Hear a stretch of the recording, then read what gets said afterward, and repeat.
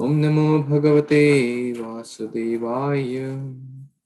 Narayanam Namaskrityam Naram Chaiva Narottamam Devim Saraswatim Vyasam Tato Jayam Mudirahit Nishtaprayeshu Abhadreshu Nityaṁ bhāgavata-sevayā Bhagavati Uttama Shloke Bhaktir Bhavati Naishtaki Guruve Gauri Chandraya Radhikaya Tadalaye Krishnaya Krishna Bhaktaya Tadbhaktaya Namo Namaha Hare Krishna Krishna Krishna Hare Hare Hare Rama Rama Rama Hare Hare.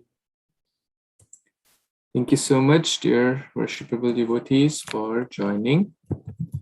So we are reading Śrīmad-Bhāgavatam, Canto 9, Chapter 15. We have to begin a new chapter today entitled The Lord's Warrior Incarnation. So in the previous chapter, we were reading about Śrī Parashurama, about what's the name of this person? Pururava, and his attachment to Urvashi. So being maddened by lust, he was completely enamored by the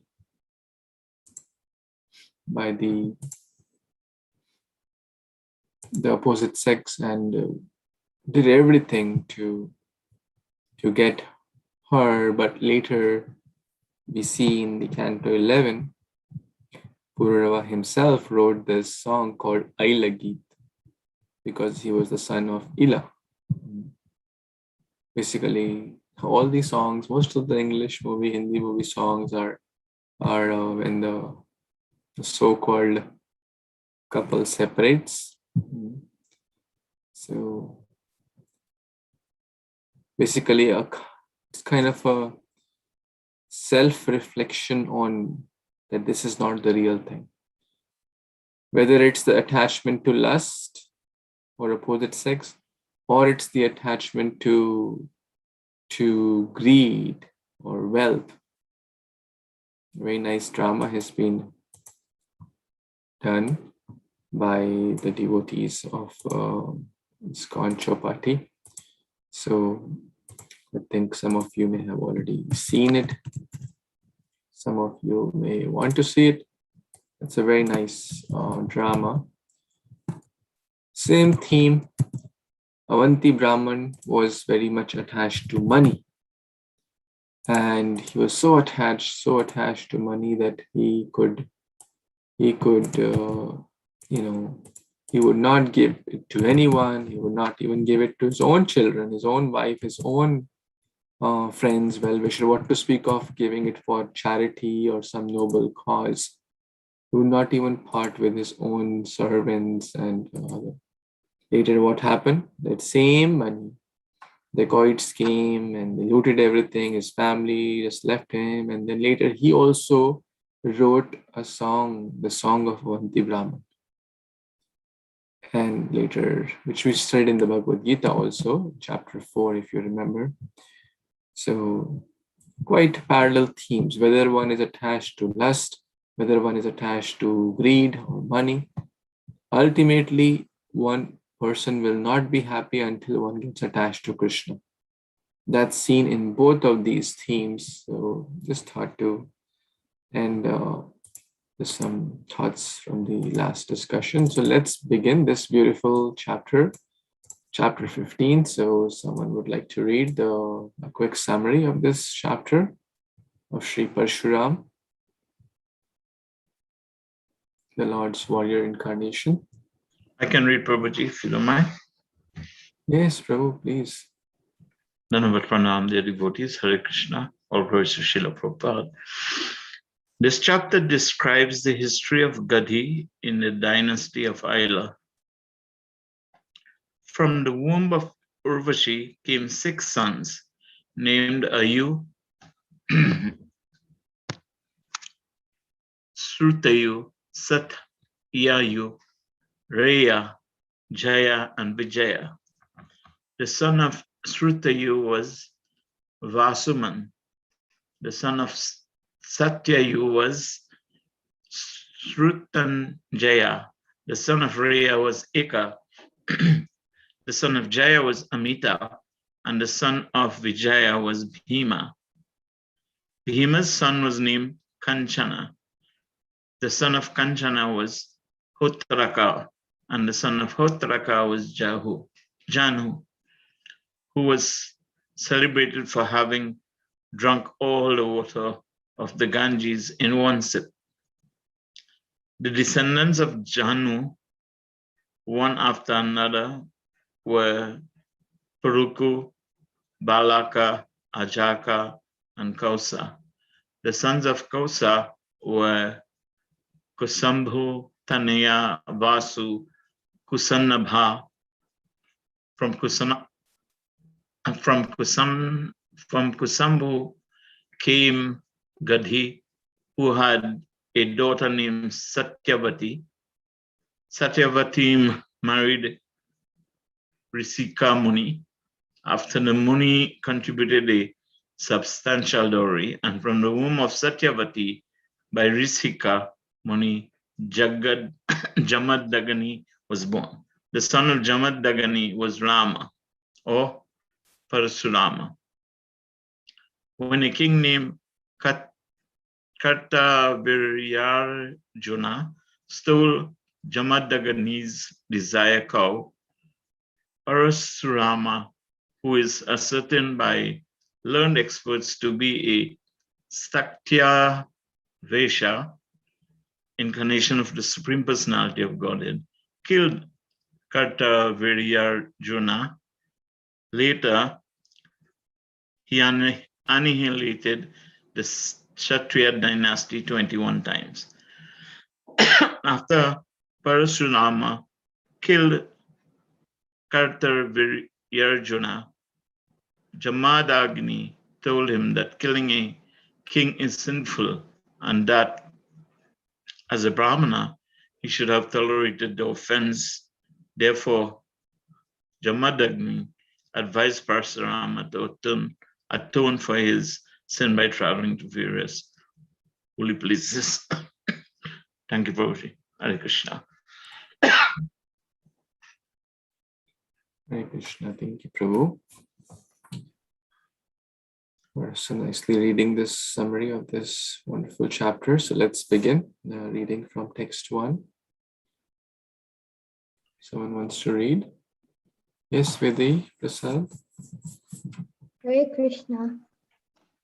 Śrī-Bādarāyanirvācha Ailasya Korvashi Garbhat Shad Asan Atmajan Nripa Ayaha Shrutaya Satyayu Rayotha Vijayo Jaya. Translation. Shukdev Goswami continued, O King Parikshit, from the womb of Urvashi, 6 sons were generated by Pururava. Their names were Ayu, Shrutayu, Satyayu, Raya, Vijaya, and Jaya. Hare Krishna.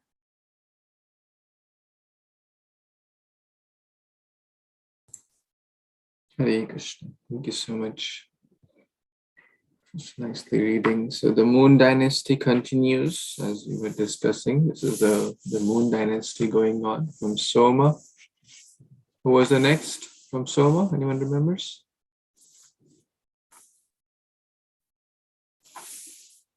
Buddha. Buddha. I'm from Buddha, Yes. Pururava. Yes. Thank you. Nityaṁ. And Soma's father was? As per Bhagavatam, we read, who was the father? Atri Muni, Atri Muni. Who was Atri Muni's father? Brahma, Brahma. So that's the dynasty. Brahma, Atri, Soma, then this Buddha. Buddha, Pururava, and now Pururava, also known as Ayla. So here, Ailasya, the word used is Ailasya or of Pururava. In Canto 11, the song is Ayla Geet. It's basically Pururava's song only, the song of detachment, the song of realization that pleasure of opposite sex cannot give real happiness. So we will study that when we come to, but this is gradually setting the stage. As we know, we are kind of in the middle of Canto 9. Canto 10 is about to appear. That means Krishna is about to appear in Canto 10, in the Moon Dynasty, right? Lord Ram we discussed from the Sun Dynasty, so now right now in the Moon Dynasty, setting the stage for Lord Krishna's appearance. So these 6 sons were there from Pururava and Urvashi. Let's see what happens further. Yes, Sipul Prabhu, you want to read this one? Bhagavatam devotees, Dhanvar Pranam, all goes to Srila Prabhupada, text 2-3. Srutayor Boshuman Putra Shatta Ascha Srutan Jayo Rasyo Shuto Ekoscho Jayosho Tanayo Mito Bimastu Vijayasya Atha Kanchono Hotraksta Tatha Tasyo Jahuno Shuto Gangam Gandushi Krito Yo Pibat. Translation by His Divine Grace A.C. Bhaktivedanta Swami Prabhupada, Srila Prabhupada ki Jai. The son of Sutayu was Boshuman. The son of Shatayu Sutanjayo. The son of Roy Eko. The son of Joy Amito. And the son of Vijay Bhima. The son of Bhima was Kanchana. The son of Kanchana was Hotrako. And the son of Hotrako was Jhanu, who drank all the water of Ganges in one sip. Back to Prabhuji. Hare Kṛṣṇa.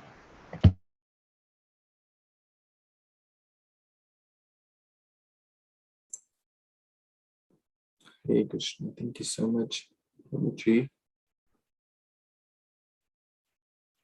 So the grandsons of Pururava, or the sons of Pururava are mentioned here. Now one may wonder, well, the first son was Ayu, then Shrutayu, then Satyayu, Rai, Vijay, and Jai. But here the discussion starts with Shruta, Shrutayu, Satayu, and Rai, Jai, and Vijay. So who is missing out of the 6 sons of Pururava? Raya.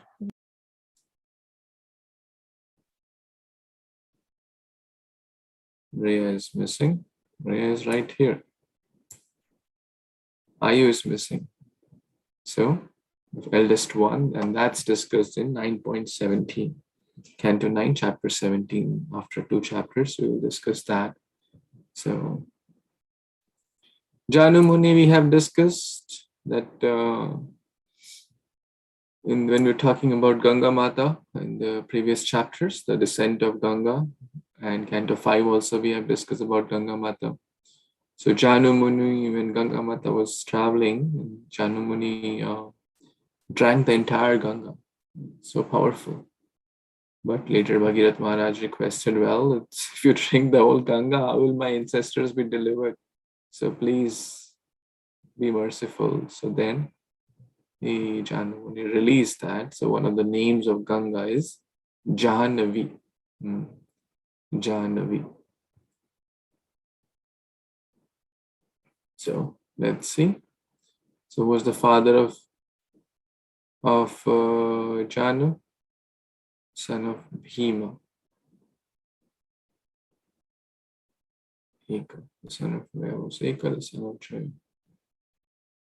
So later now the Vijaya's son was Bhima, Bhima's son was Kanchana, Kanchana's Hotraka. So basically multiple generations followed from the lineage of Vijaya. Pururava, Vijaya, Bhima, and then the later half of this verse. So let's see what happens further. Text number 4. Yes, Kirti Mataji. Hare Krishna, Dandavat Pranam, text 4. Jahanostu purustasyatha balakascha atmajo jakaha tata kusha kushasyapi kusham pujastanayo vasuho kushanabhascha chatvaro gadhirasita kushambhujaha. Translation by A.C. Bhaktivedanta Swami Srila Prabhupada ki jai. The son of Janu was Puru. The son of Puru was Balaka. The son of Balaka was Ajaka. And the son of Ajaka was Kusha. Kusha had 4 sons named Kushambhu, Tanaya, Vasu, Kushnabha. The son of Kushambhu was Gadhi. Hare Krishna Prabhu, back to you. Thank you, Mataji. Quite straightforward. So Janu's descendants are shared the next 5-6 generations. Let's see what happens further. Anyone wants to read these 2 verses?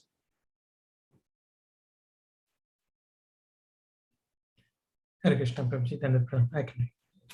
Yes, please, Prabhuji. Hare Krishna devotees, Dandavat Pranam, all goes to Srila Prabhupada. Text number 5-6. Tasya satyatvam kanyam ruchiko achyute vijaha varam visadha sam matva ghadir bhargavam abraved ekatasyama karananam hayanam chandra varchasam sahasram diyatam sulkam kanyaya kushika vayam. Translation and purport by His Divine Grace A.C. Bhaktivedanta Swami Srila Prabhupada ki jai. King Gadhi had a daughter named Satyavati, whom a Brahmana sage named Ruchika requested from the king to be his wife. King Gadhi, however, regarded Ruchika as an unfit husband for his daughter, and therefore he told the Brahmana, "My dear sir, I belong to a dynasty of Kusha. Because we are aristocratic Kshatriyas, you have to give some dowry for my daughter. Therefore, bring at least 1,000 horses, each as brilliant as moonshine, and each having 1 black ear, whether right or left." Purport. The son of King Gadhi was Vishwamitra, who was said to be a Brahmana and Kshatriya combined. Vishwamitra attained the status of Brahmarashi, as explained later. From the marriage of Satyavati and Vrichika Mani would come a son with the spirit of a Kshatriya. King Gadhi demanded that an uncommon request be fulfilled before Brahmana Vrichika could marry his daughter. So Hare Krishna Prabhuji. So as we can see that King Gadhi had a daughter named Satyavati, but Ruchika, a Brahmana, requested King Gadhi that Satyavati to be married to him. But King Gadhi, because he was from great, royal family, aristocratic family, so he was not actually interested. So he put a condition of a dowry that 1,000 horses as brilliant as moonshine, because it's from Moon Dynasty, and having 1 black ear either right. So Prabhupada also explains that the son of King Gadhi was Vishwamitra, as we know, and who is also known as Brahmarashi. So he was born from the marriage of Satyavati and Ruchikamani. And we know that how Vishwamitra, even though he was a great king, but he gave up everything and became a great sage. And King Gadhi demanded, this uncommon request. So we can see that all the brilliance here of Vishwamitra and Gadhi and Ruchikamani. Please explain, Hare Kṛṣṇa.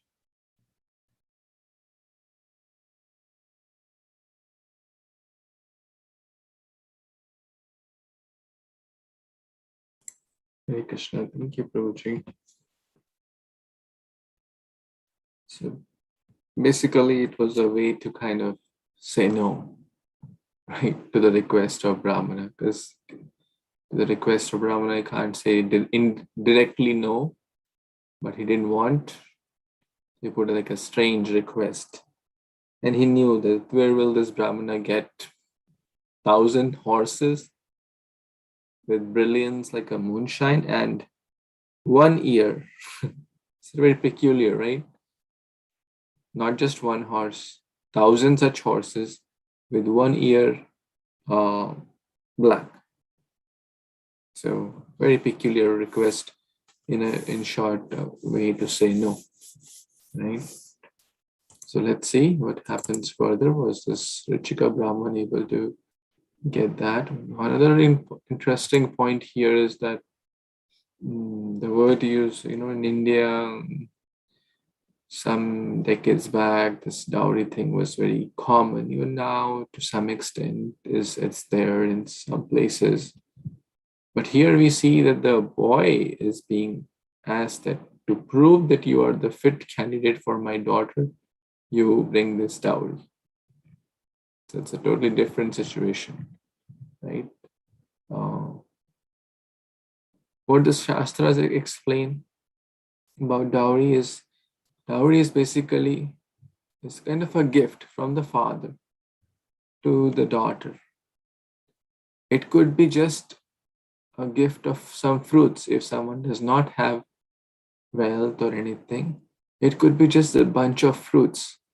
That's absolutely fine, because there is nothing bigger than giving the daughter. The father who has trained the daughter, the parents who have trained the daughter with so much love, care, culture, respect, for 20, 25 years, they are giving it, to someone. What could be a bigger charity than that? So dowry is not forced, but at certain point, and even in some places in India, still this malpractices are going on the name of dowry, and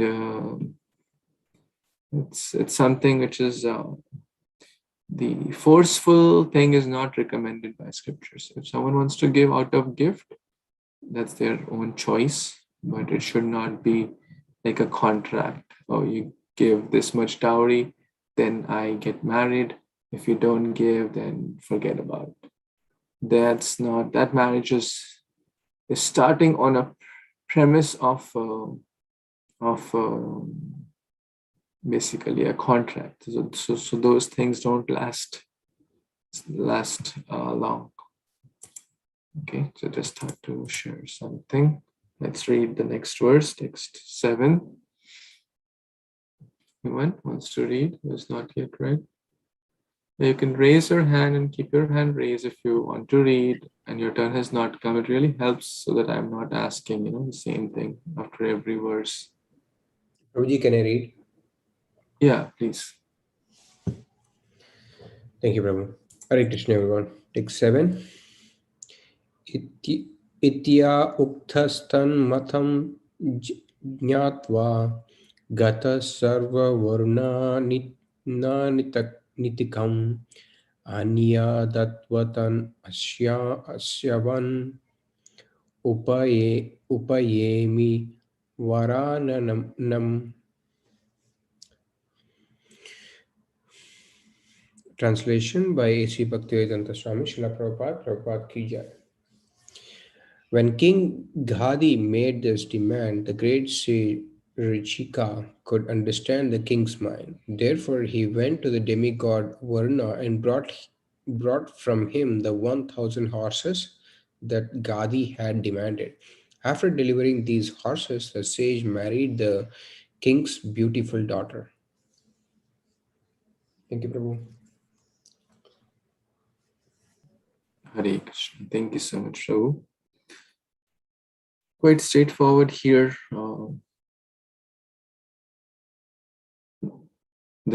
The great sage understood the king has put this interesting trick just to say no, or he knows that how will he get these, but looks like the Brahmana had spiritual powers. He could go to Varuna and ask, and Varuna gave these horses. For demigods like Varuna, this is nothing big. They have a lot of opulence. So let's see. So now Richika got married to whom? What was king's daughter's name? Satyavati. Satyavati, yes. Yes, Mataji, you want to read? Vasati Mataji? Hare Krishna, Prabhuji, Dandavat Pranam, everyone. Text 8. Sarisihi prarthitaha patnya swasva chapatya kamyaya srapaitvo vair mantres charum snatum gato munihi. Translation by His Divine Grace, A.C. Bhaktivedanta Swami Prabhupada ki jai. Thereafter, Richika Muni's wife and mother-in-law, each desiring a son, requested the Muni to prepare an oblation. Thus, Richika Muni prepared one oblation for his wife with a Brahmana mantra and another for his mother-in-law with a Kshatriya mantra. Then he went out to bathe. So to satisfy Muni's mother-in-law and also as a Brahmin, he prepared two oblations. That's what it's described in the translation. One Brahmana mantra and one Kshatriya mantra. Back to you, Prabhuji. Hare Krishna. Hare Krishna. Thank you, Mataji. So Richika had a lot of spiritual potency and mantras, powers, being a Brahmana. So the word used for the oblation is charu, right?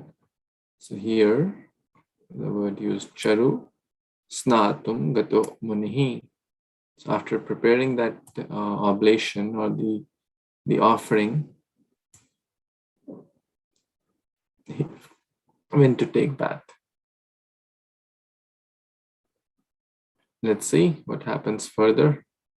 Interesting story. As if we are in the story. Yes, Nandini Mataji, you want to read? Yes, Prabhu, Dandavat Pranam, devotees. Text 9. Tavat Satyavati Matra Saracharum Yachita Sati Sreshtham Matva Tayat Yachan Matre Maturadat Swayam. Translation and purport by His Divine Grace A.C. Bhaktivedanta Swami Prabhupada Srila Prabhupada ki jai. Meanwhile, because Satyavati's mother thought that the oblation prepared for her daughter, Richika's wife, must be better, she asked her daughter for that oblation. Satyavati therefore gave her own oblation to her mother and ate her mother's oblation herself. Purport: a husband naturally has some affection for his wife. Therefore, Satyavati's mother thought that the oblation prepared for Satyavati by the sage Richika must have been better than her own oblation. In Richika's absence, the mother took the better oblation from Satyavati and ate it. Wow, so very interesting. Hare Krishna, Prabhu, back to you. Very straightforward.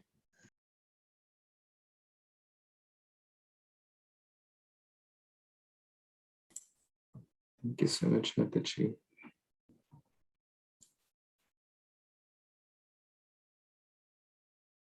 So the Brahmana is out of scene now. He's gone to take bath. the mother-in-law comes and sees this, what's going on, and generally we see the world in our own eyes. And there's a Sanskrit also for Atma Van Manyate Jagat. We see the world through our own eyes, or through our own heart, or through our own consciousness. If a person has to give something to their own child and to the neighbor's child, right? Their own son's birthday and the neighbor's son's birthday, or some uncle's son's birthday. Will the gift be same? Most likely not in the material world. If someone has to give something to one's own wife and maybe some relatives, some marriage anniversary wants to give, most likely the gift will be different, right? But here the Brahmana had set those both the charus based on the qualities the respective children would get. But mother-in-law, thinking that he must have done something special for his own wife, let me get that special thing, what he has done for his own wife, and let me exchange mine with her, thinking that that would be better. It's kind of a perception, or that everyone thinks the other side is greener, or everyone thinks that the other side is always seems to be better. So Richika's mother-in-law, or Satyavati's mother, is kind of showing it. There are some places I have read about that there was some kind of envy, right? That he must have done something extra for his own wife. Let me take that. So Satyavati, okay, mother. And this is all happening without the knowledge of the Brahmana. So let's see what happens further when they both basically swapped and ate, the one with the mother-in-law, the mother and the daughter, Satyavati and her mother. Satyavati ate the one which is supposed for her mother, and the mother ate the one which is supposed to be taken by Satyavati. So let's see. Yes, Ravi Prabhu, please, you want to read? Hare Kṛṣṇa devotees, Dandavat Pranam. Tad viditva munih praha patnim kashtam karashihi ghoro dandadhara putro bhrata te brahma vitamaha. Translation by A.C. Bhaktivedanta Swami Sri Prabhupada ki jai. When the great sage Richika returned home after bathing and understood what had happened in his absence, he said to his wife Satyavati, "You have done a great wrong. Your son will be a fierce Kshatriya, able to punish everyone, and your brother will be a learned scholar in a spiritual science." Purport: a Brahmana is highly qualified when he can control his senses and mind, when he is learned scholar in spiritual science, and when he is tolerant and forgiving. A Kshatriya, however, is highly qualified when he is fierce in giving punishment to wrongdoers. These qualities are stated in Bhagavad Gita 18:42-43. Because Satyavati, instead of eating her own oblation, had eaten that which was meant for her mother, she would give birth to a son imbued with a Kshatriya spirit. This was undesirable. As the son of a Brahman is generally expected to become a Brahman. But if such a son becomes fierce like a Kshatriya, He is designated according to the description of the 4 varnas in Bhagavad Gita. Chaturvarnam maya srishtam guna karma vibhagasa.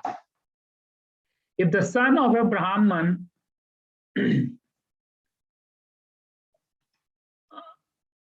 if a son of a Brahman does not become like a Brahman, he may be called a Kshatriya, Vaishya or Sudra, according to his qualifications. The basic principle for dividing society is not a person's birth, but his qualities and actions. Back to you, Prabhuji.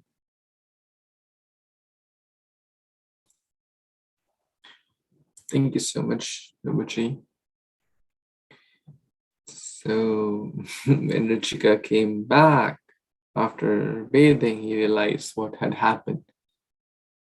So we see that he had put certain mantras, which the lady eating that will give birth to the child having those qualities. So just think about the potency these great sages had,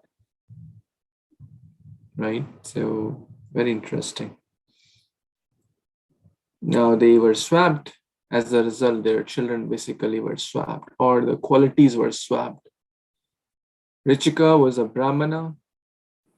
And who was the father of Satyavati? You remembers without saying? Just read. Who was the father of Satyavati?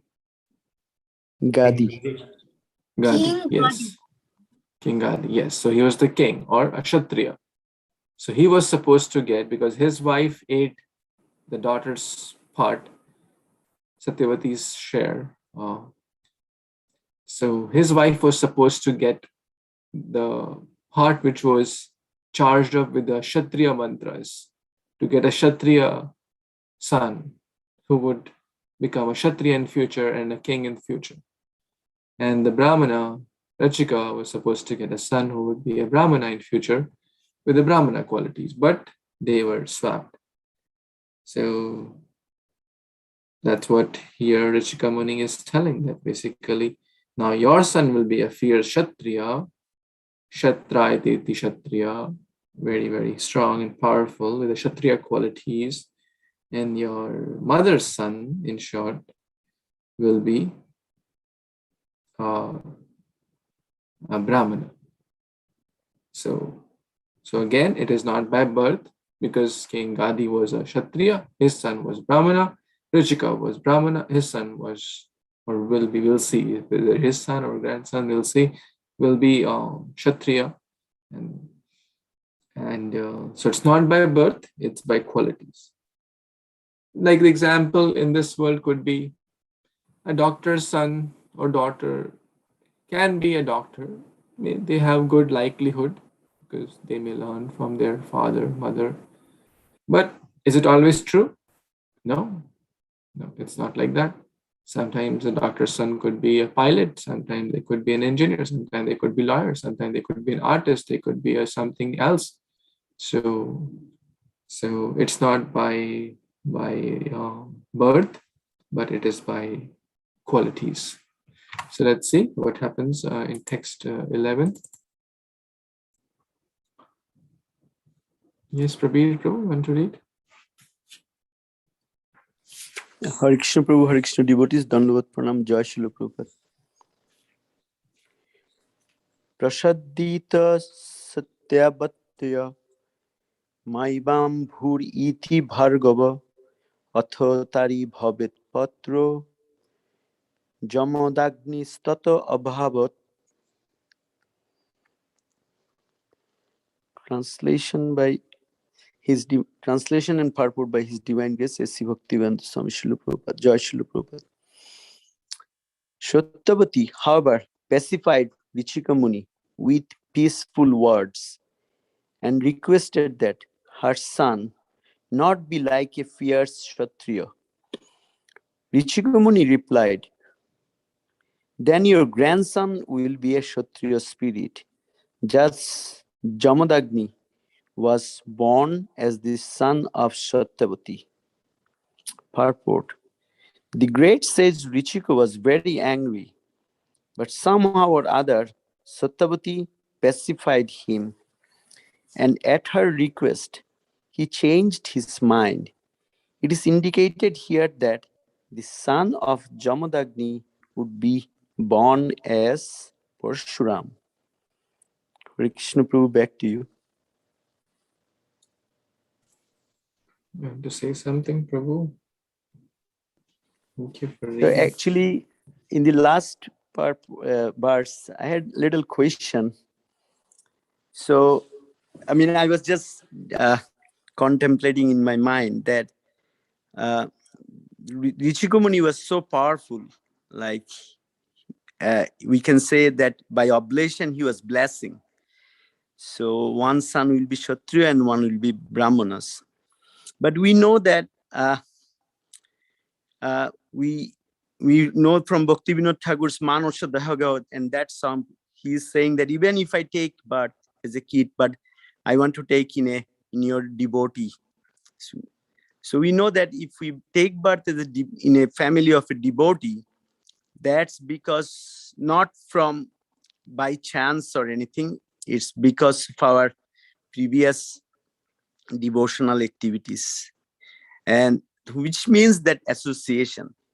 So I was thinking that because Richika Muni, it looks like he's a powerful Brahmana sages. So by his association, the son in the definitely Shattavati's brother is going to be brought up in Gadhi and his wife's, and Richika Muni's son is going to be brought up in their families. I was thinking that how it is going to, I was thinking that let's see what's in the next verse it shows. But we can see that how, I mean, everything is controlled by Lord. That Lord actually through, that's my understanding, that through Shattavati, he pacified Richika Muni, and ultimately we know that Jamadagni is going to be born as his son.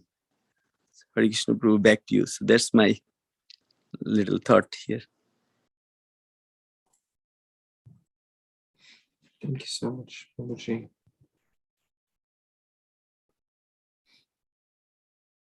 Richika Muni is certainly very, very powerful. So when Satyavati pacified, so he had the power to transfer that. Just think about it. He had the power to transfer that son who would have those qualities of a Brahman, of a Kshatriya, because Satyavati, the wife of Richika, had already consumed the oblations or charu with the son of Kshatriya, with the charu which was surcharged or surcharged with Kshatriya qualities, or mantras were chanted to get Kshatriya son. But Richika had so much power because his wife really requested, okay, not your son, but your grandson. So Richika's son was Jamdagni, and his son was Parashurama, which will come later. So very interesting. Very, very powerful personalities, and certainly not ordinaries. Anyone has any comments, any additions, questions?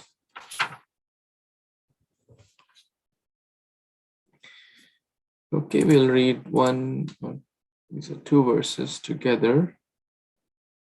So let's read those two verses and then we will pause for today. Anyone who hasn't got a chance yet? Yeah, I can read. So, yes, please. Hare Kṛṣṇa devotees, text 12:13.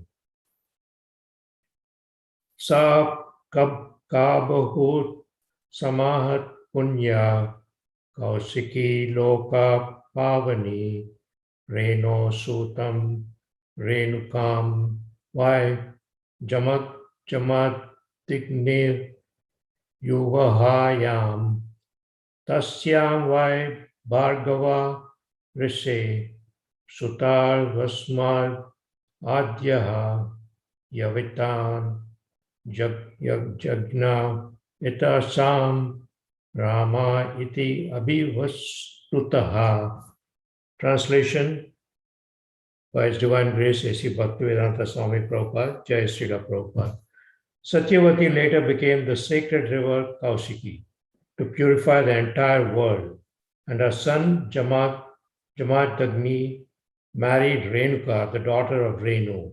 By the semen of Jamadagni, many sons headed by Vasuman were born from the womb of Renuka. The youngest of them was named Rama or Parashurama. Hare Kṛṣṇa. Back to you, Prabhu.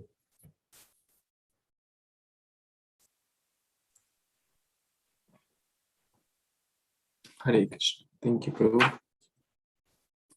So quite straightforward here. Jamdagni married Renuka. Renuka and Jamdagni got multiple sons. And the youngest was Ram or Parashurama. In our Tampa community, we have Renuka Mataji and their youngest son is also Ram. Interesting, right? So Sudhir Prabhu is the Jamdagni equivalent. So we are blessed to have you and Renuka Mataji and Rama and Krishna. It's all your blessings, Prabhuji. So the lesson here is basically, how can we understand these verses? The consciousness of the parents determine the children. Very simple. In this day and age, these oblations, mantras, etc., we may be very far from there, but this is something which is shared. The consciousness of the parents will determine the children. Because not only after the child is born, but the preparations start even before the conception, during the stage of pregnancy, the 9 months, and afterwards also the early years. Children absorb everything, basically. Whatever the mother does, whatever the parents, the father does, they will absorb each and everything, and they will just follow it. Because a 2-year-old does not know what's right, what's wrong. A 5-year-old does not know what's right, what's wrong. Right? They will just do what the parents are doing. For them, there's nothing wrong, there's nothing right. And therefore, even in the rules of Manusmriti, a 5-year-old cannot make a mistake. Right? If a 5-year-old is eating non-vegetarian food, they will not get reaction of that. Who will get the reaction? The parents. Because the parents are the one who is teaching the child to eat that. Right? So, just some thoughts here. Anyone has any other comments, questions, additions before we pause for today?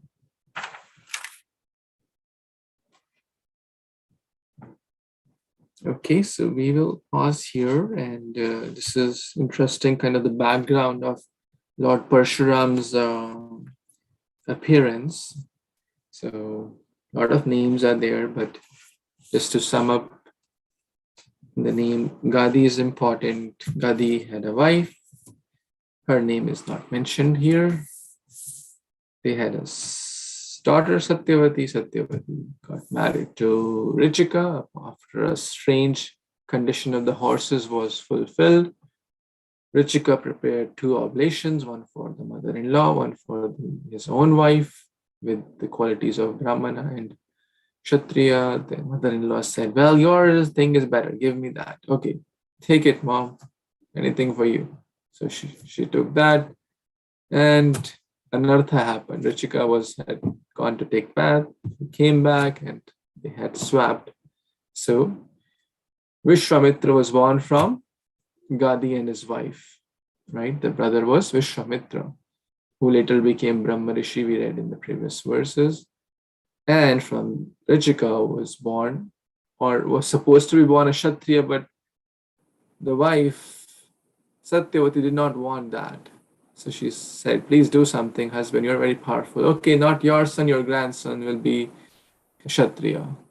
So the son was Jamdagni, with wife Renuka. Later, multiple sons were born, and then the grandson of Satyavati, or the son of Renuka, Parashurama, was born. Shri Parashurama Bhagavan ki jai, Śrīmad-Bhāgavatam Purana ki jai, Srila Prabhupada ki jai, Samaveta Gaura Bhaktavinda ki jai. Vanchakalpatarubhyascha kripa sindhubhya eva cha patitanam pavanebhyo Vaishnavebhyo namo namo. Hare Krishna, thank you so much, Paul. Hare Krishna, thank you, Prabhuji.